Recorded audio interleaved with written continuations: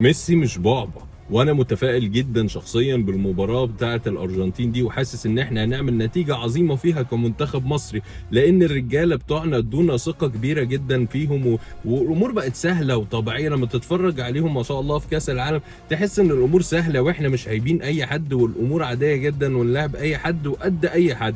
وكمان عايز اقول حاجه، الفعل فعلا ككرويا يعني المباراه مش بالصعوبه اللي احنا نتخيلها، مش عشان الراس الاخضر قدرت انها تحرج ميسي ورفاقه وامتد معاهم المباراه للدقيقه 120 بس، وفازوا كمان بشق الانفس في الثواني الاخيره. لا، الموضوع كمان يا جماعه ان احنا لينا سابقه مع ميسي قبل كده، ومش من بعيده قريبه، مع النادي الاهلي لما كنا بنلعب انتر ميامي، وقدر مدافعين النادي الاهلي اللي تقريبا الجزء الخلفي تقريبا نقدر نقول 80% منه من خط دفاع المنتخب المصري، الى جانب الباك اليمين محمد هاني، الى جانب خط الوسط، فهم اولاد النادي الاهلي ولعبوا مع النادي الاهلي، وكان في وجود حمدي فتحي برضه، وقدروا يوقفوا خطوره ميسي بالكامل.